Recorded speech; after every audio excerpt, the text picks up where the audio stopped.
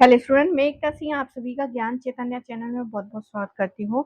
आज के इस टॉपिक में हम सोर्स के बारे में हम बात कर रहे थे, तो आज हम यहाँ पर ब्रह्मोत्तर साहित्य के बारे में देखेंगे, यानी कि जो जैन, बौद्ध इन सब ने जो साहित्य लिखा है, उससे हमें कौन-सी जानकारी मिलती है, इतिहास के सोर्स के रूप में देखने वाले हैं। तो शुरू करते हैं। इसको ब्रह्मोत्तर साहित्य बोलते हैं। मतलब ब्राह्मणों के अलावा भी जो साहित्य लिखा गया वो ब्रह्मोत्तर साहित्य, जैसे कि जैन एवं बौद्ध साहित्य इसमें मेनली सम्मिलित किया गया। तो सबसे पहले बौद्ध साहित्य देखेंगे।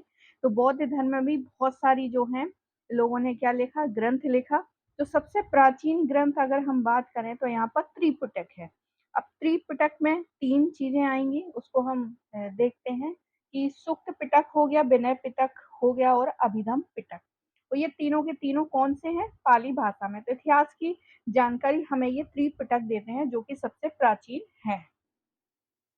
अब त्रिपिटक का शब्द जो है वो किसने निर्धारित किया, मतलब पहले तो सुक्त पिटक, विनय पिटक और अभिधम पिटक थे, लेकिन त्रिपिटक किसने सबसे पहले जो है प्रयोग किया, तो रिज डेविस ने प्रयोग किया था। किसने? रिज डेविस ने। ये बुद्धिस्ट इंडियन में इन्होंने किया था।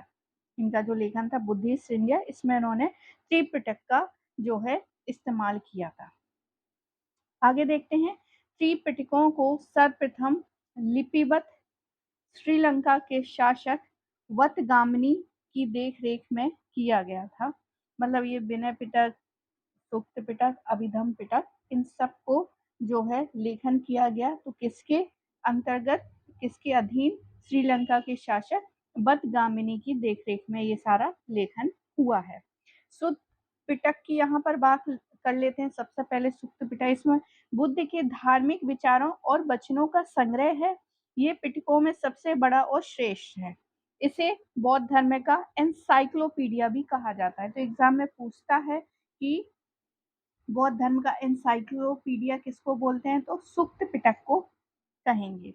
और ये जो है 5 भागों में डिवाइड है। कौन? सुक्त पिटक।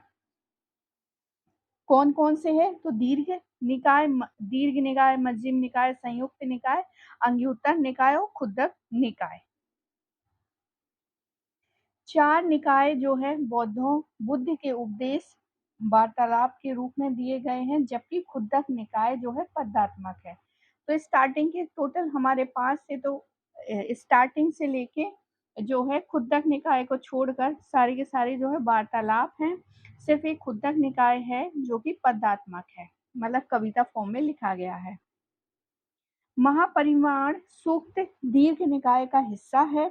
दीर्घ निकाय में वर्णित है कि अजातशत्रु बुद्ध के बारे में कहते हैं कि भगवान क्षत्रिय थे और मैं क्षत्रिय हूँ, इसलिए मुझे भी इनके अस्थि अवशेषों का अंश मिलना चाहिए। तो यहाँ पर क्या है, दीर्घ निकाय, दीर्घ निकाय में एक बात जो है दी गई है, और ये किसका हिस्सा है? परिमाण महापरिनिर्वाण सूक्त का हिस्सा है दीर्घ निकाय। और इसमें एक बात कही गई है अजातशत्रु के संबंध में कि अजातशत्रु कहते हैं कि बुद्ध भी क्षत्रिय थे, मैं भी क्षत्रिय हूँ, इसलिए क्या करना चाहिए, मुझे उनके अस्थि का क्या मिलना चाहिए, अवशेष मिलना चाहिए। दीर्घ निकाय के अंतिम भाग जो है महापरिनिर्वाण सूत्र में बुद्ध के अंतिम उपदेश, आनंद के साथ संवाद एवं कुशीनगर की अंतिम यात्रा का वर्णन है। तो दीर्घ निकाय के बिल्कुल एकदम एंड में महानिर्वाण सूक्त में ही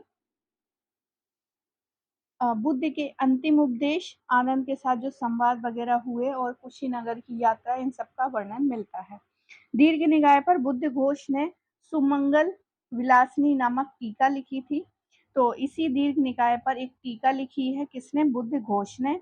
मध्यम निकाय में टीका जो है पंचम सूदनी, संयुक्त निकाय की टीका जो है शरत पकासिनी, संख्या सांख्य या कासिनी, और अंग्युत्तर निकाय की टीका जो है मनरथ पूर्णी ने लिखी है। तो ये जो टीकाएं हैं ये बहुत इंपॉर्टेंट है और एग्जाम में हमेशा पूछता रहता है एग्जामिनर, तो बहुत इंपॉर्टेंट है। एक बार फिर से देख लेते हैं। बुद्ध घोष सबसे पहले है जो कि दीर्घ निकाय पर टीका लिखते हैं, और उन्होंने जो नाम है उनकी टीका का सुमंगल वासिनी। उसके बाद फिर मध्यम निकाय की टीका है पंचम सूदनी।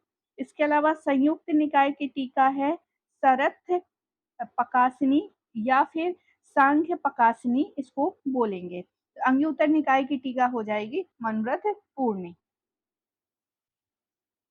आगे देखते हैं बौद्ध ग्रंथ और दीर्घ निकाय में राज्य की उत्पत्ति का सामाजिक अनुबंध सिद्धांत दिया गया है।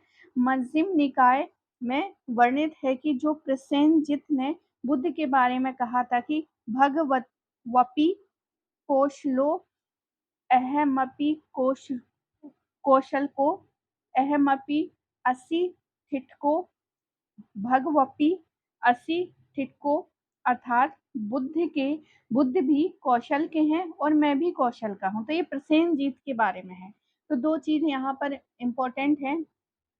एक तो अजातशत्रु कहता है कि मैं क्षत्रिय हूँ इसलिए बुद्ध के अवशेष हमको मिलना चाहिए क्योंकि बुद्ध भी क्षत्रिय थे।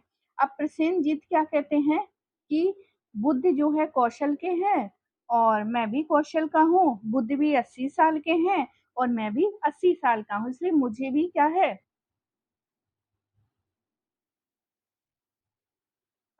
तो यहाँ पर सिर्फ जो है इस समानता के बारे में इसमें बताया गया है किसमें मध्यम निकाय में। वही अजातशत्रु की हमने यहाँ पर बात की थी, तो अजातशत्रु जो है दीर्घ निकाय में ये बात करते हैं। मध्यम निकाय में एज के बारे में है और दीर्घ निकाय में वो अवशेष लेने की बात करता है अजातशत्रु। दोनों ही इम्पोर्टेंट है, बहुत इम्पोर्टेंट है। आगे हम बात करेंगे मध्यम निकाय में बुद्ध एवं महावीर स्वामी की भेंट का वर्णन है। मतलब मध्यम निकाय ही ये बताता है कि जो बुद्ध है और महावीर स्वामी जी जैन धर्म के 24वें तीर्थंकर महावीर स्वामी इनकी भेंट हुई थी। तो इसका उल्लेख कहाँ पर मिलता है हमें मध्यम निकाय में। जातक हम कहानियां सुनते हैं तो खुद्दक निकाय का ही हिस्सा है। इसमें बुद्ध के पूर्व जन्म की काल्पनिक कथाएं हैं। जातकों की रचना का आरंभ जो है ईसा पूर्व पहली सदी में हुआ था। जातक ग्रंथ जो है गद्य एवं पद्य दोनों में लिखे गए थे। जातकों की संख्या जो है 550 है। बुद्ध के ज्ञानी एवं करुणा के रूप में वर्णन जातक कथाओं में है। खुद्दक निकाय में एक अन्य ग्रंथ है जैसे खुद्दक पाठ, धम्म पाठ, सुक्त निपात, विमान वत्थु, थेरी गाथा, बुद्ध वंश आदि। धम्म पद जो है बौद्ध धर्म की गीता कहलाती है। विनय पिटक ये तो था पहला वाला। अब हम बात करेंगे विनय पिटक। तो विनय पिटक की बात है, मतलब अभी तक हमने सिर्फ सुक्त पिटक के बारे में ये बात की थी। सुक्त पिटक में बहुत सारे निकाय थे, टोटल 5 निकाय थे। सबसे लास्ट वाला जो था खुद्दक निकाय था जिसमें पद्य भाषा में लिखा गया था। खुद्दक निकाय में ही ये चीज दी गई है कि प्रसेनजीत कहते हैं कि जो मैं भी कौशल का हूँ और बुद्ध भी कौशल के हैं और मैं भी 80 साल का हूँ और बुद्ध भी 80 साल के हैं। तो ये खुद्दक निकाय में मिलता है। अब हम बात करेंगे विनय पिटक में। विनय पिटक की जो कि त्रिपिटक का ही हिस्सा है।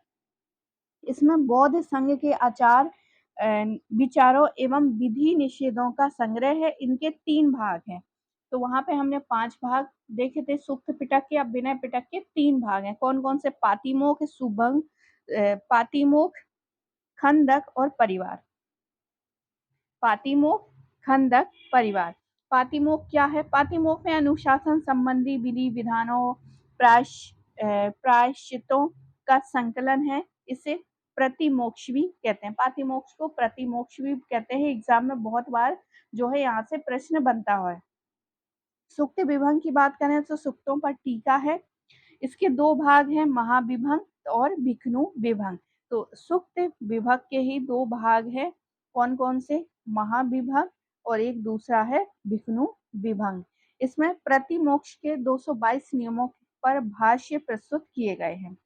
अब इसी का विनय पिटक का अगला भाग देखते हैं जो कि है खंदक। इसमें महाबग और चुलबग नामक 2 भाग हैं। इसमें महाबग और चुल्लबग नामक 2 भाग दिए गए हैं। परिवार इसमें विनय पिटक का सारांश प्रश्नोत्तर के रूप में दिया गया है। परिवार में विनय पिटक में बुद्ध और महावीर को समकालीन बताया गया है। बुद्ध और महावीर जो है समकालीन थे, एक ही समय के थे, ऐसा विनय पिटक कहता है। वहीं अगर हम देखें तो सुक्त पिटक की बात करें तो उसमें एक पार्ट था खुंदक, उसमें भी जो है स्वामी महावीर स्वामी और बुद्ध की मतलब भेंट हुई थी, इस तरह की वर्णन किया गया है। अभिधम पिटक की बात करें अब तीसरा भाग, ये दार्शनिक सिद्धांतों का संग्रह है। इसमें 7 ग्रंथ हैं, ये प्रश्नोत्तर क्रम में है, जैसे कि धम्म संगणी, विभग, धातु कथा, युगल, पंचति, पंचति, कथा वस्तु, यमक और पठ पठठान। अभिधम पिटक जो है 3 पिटकों में सबसे बाद में लिखा गया था। संस्कृत भाषा का प्रयोग सबसे पहले जो है अभिधम पिटक में ही मिलता है। अभिधम पिटक में सर्वाधिक महत्वपूर्ण कथा वस्तु है। इसकी रचना तृतीय संहिता मोगली पुत्र तीस मतलब अशोक के समय जो है उस समय हुई थी। इन पिटकों की रचना जो है बुद्ध के निवारण प्राप्त करने के बाद हुई थी। पिटक शब्द का शाब्दिक अर्थ होता है टोकरी। अब पाली भाषा के कुछ अन्य ग्रंथ होते देख लेते हैं, तो ये थे कुछ जो त्रिपिटक है उसके बारे में हमने ये तीनों भाग देख लिए हैं। अब हम बात करेंगे पाली ग्रंथ के अन्य ग्रंथ।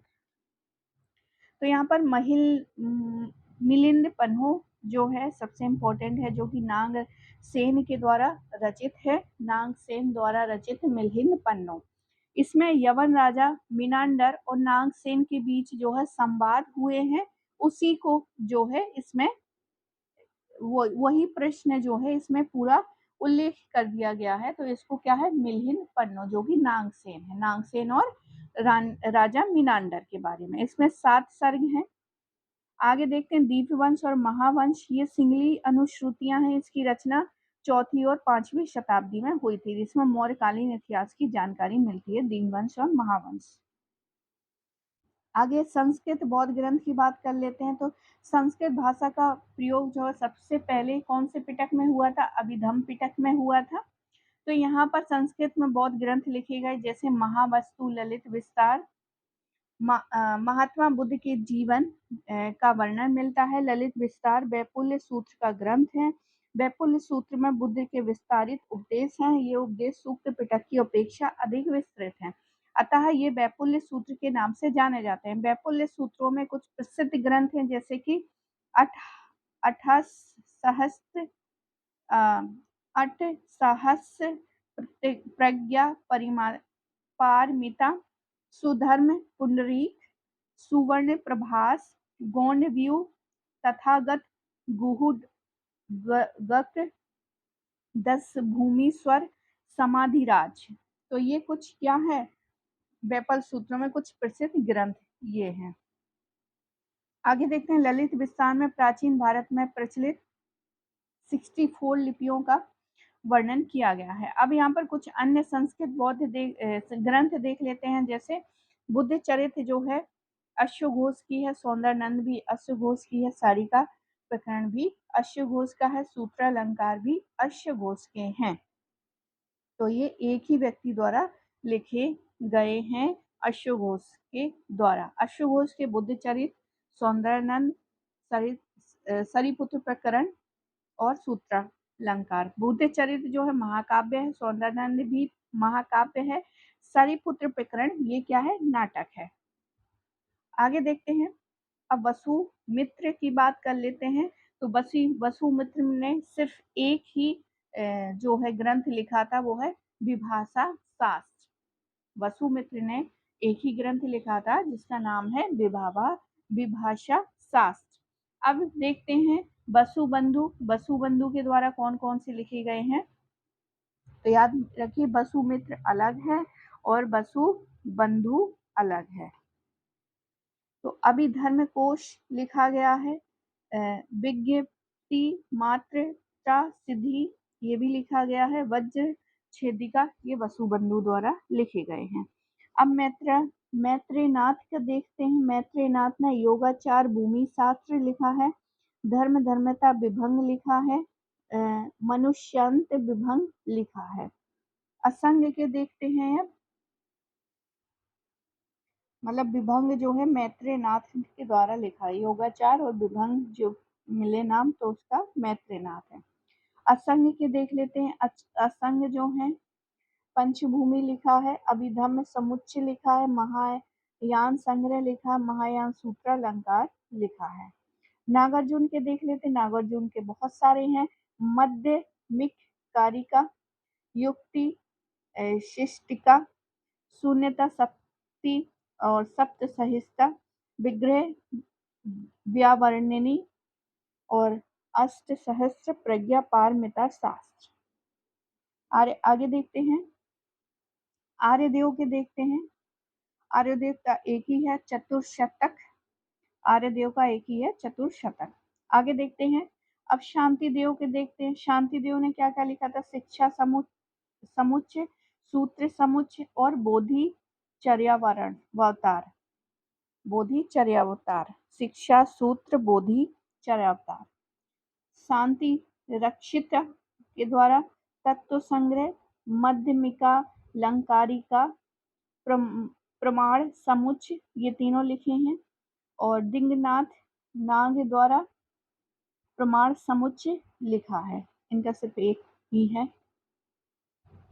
आगे देखते हैं। विशुद्धि मग द्वारा जो है बुद्ध घोष के हैं। सामंत पदासिका और सुमंगल वासिनी ये भी बुद्ध घोष के हैं। आगे देखते हैं। अष्ट सहस्त्र प्रज्ञा पारमिता में बोधिसत्वों द्वारा विकसित आध्यात्मिक सिद्धांतों का संग्रह है। अश्वघोष ने बुद्ध चरित लिखा, जो बौद्धों का रामायण कहा जाता है। बौद्धों का रामायण कौन है? बुद्ध चरित। अश्वघोष का कीर्ति स्तंभ भी कहते हैं।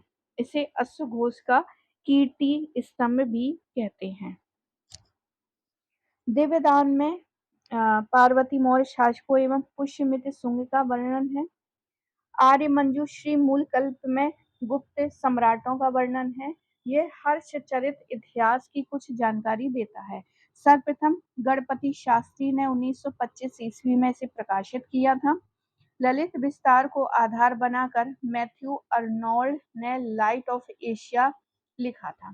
तो ललित विस्तार को ही उन्होंने मैथ्यू अर्नोल्ड ने लाइट ऑफ एशिया लिखा था। बुद्ध चरित में काव्य रूप में बुद्ध के जीवन को सरल वर्णन, सौंदर्यनंद में बुद्ध के सौतेले भाई सुंदर ने के संन्यास ग्रहण करने और सारिपुत्र प्रकरण में बुद्ध के शिष्य सारिपुत्र के बौद्ध धर्म ग्रहण करने का वर्णन है। बुद्ध के बौद्ध लामा तारानाथ ने 12वीं सदी में कंगयूर और तंगयूर नामक 2 ग्रंथ लिखे थे। किसने? तारानाथ ने। इसमें भारत के बारे में भी जानकारी मिलती है। दुलवा नामक ग्रंथ भी तारानाथ ने लिखा था। तो कंगयूर तंगयूर आपको पता होगा, लेकिन दुलवा नामक भी जो है तारानाथ ने लिखा था। ये काफी अच्छा इंपॉर्टेंट फैक्ट है। अब हम जैन साहित्य की बात कर लेते हैं। तो जैन साहित्य की अगर हम बात करें तो जैन साहित्य में आगम सिद्धांत, मतलब आगम जिसको सिद्धांत कहते हैं, कुल कितने हैं? 46 आगम हैं। आगम के अंतर्गत 12 अंग हैं और 12 उपंग है, 10 प्रकीर्ण हैं और 6 छेद्र सूत्र हैं, 4 मूल सूत्र हैं, अनुयोग सूत्र हैं, नंदी सूत्र आते हैं।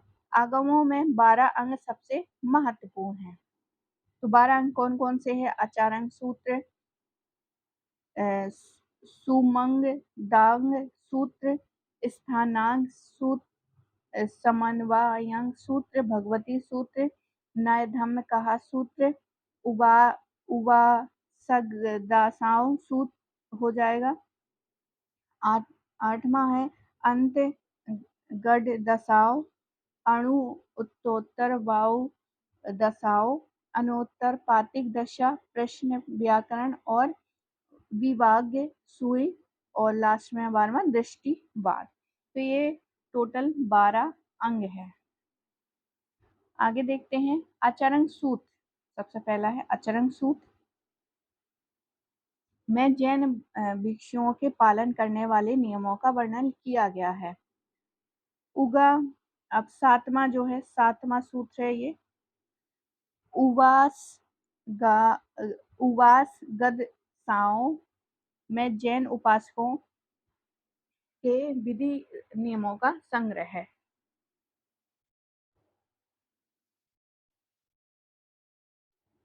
उवासगाओं तपोवन में मोक्ष प्राप्त 10 व्यापारियों का उल्लेख है। नए धम्म कहा सूक्त में महावीर की शिक्षाओं का वर्णन है।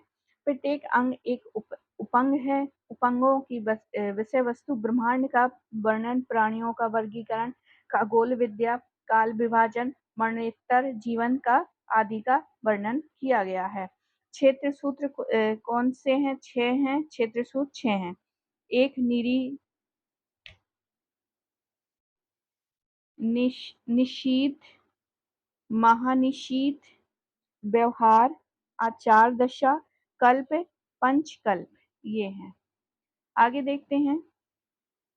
क्षेत्र सूत्रों में जैन धर्म के भिक्षुओं के लिए उपयोगी नियमों का संकलन है। उपयुक्त ग्रंथ जो है श्वेतांबर संप्रदाय के लिए है। दिगंबर संप्रदाय की इनकी प्रामाणिकता को स्वीकार नहीं करते हैं।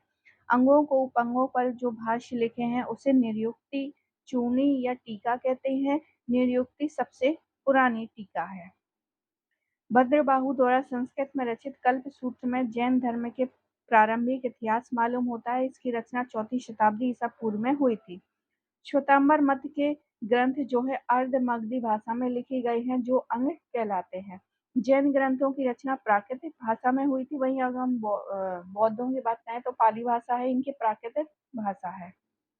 रत्न नंदी द्वारा रचित भद्रबाहु चरित में चंद्रगुप्त मौर्य के बारे में जानकारी मिलती है।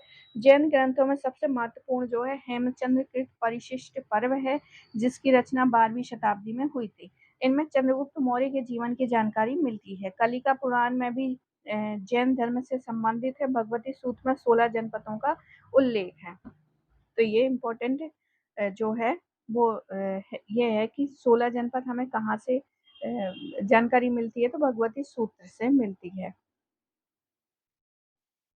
आगे देखते हैं।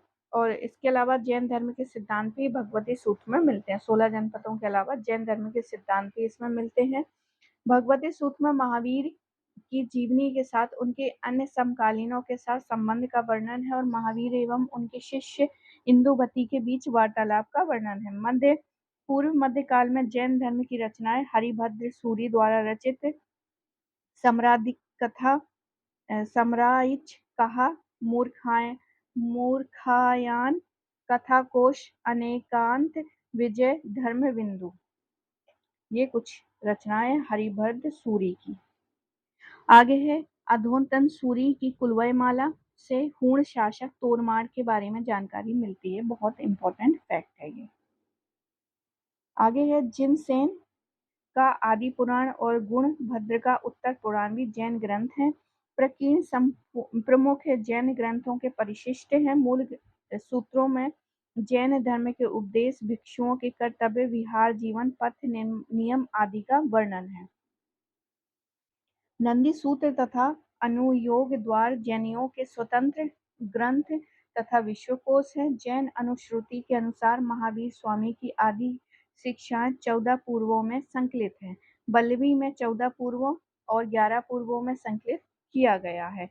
मुनि सर्वनंदी ने 458 ईस्वी में लोक विभंग की रचना की थी। आगे देखते हैं। प्रशस्ति संहिता भी जैन पुस्तक है। उत्तराध्यान सूत्र में पार्श्वनाथ मत के अनुयायी केसी और इंद्रभूति के बीच वार्तालाप का वर्णन है। चुलिका सूत्र संख्या 2 है। अनुयोग सूत्र और नंदी सूत्र। जैन धर्म में टोटल 63 शलाका पुरुषों की मान्यता है। हेमचंद्र की त्रिष्टिशालिका पुरुष चरित्र में इसका विवरण है। जैन साहित्य में पुराणों को चरित्र कहा गया है। तो ये थे कुछ ब्राह्मणेतर साहित्य। अब हम लौकिक साहित्य की बात करेंगे तो वो अगले वीडियो में करेंगे। तो आई होप आपको ये वीडियो पसंद आया होगा। पसंद आया हो तो प्लीज लाइक करें, शेयर करें। मिलते हैं हम अगली वीडियो में। पूरा वीडियो देखने के लिए आप सभी का बहुत बहुत धन्यवाद।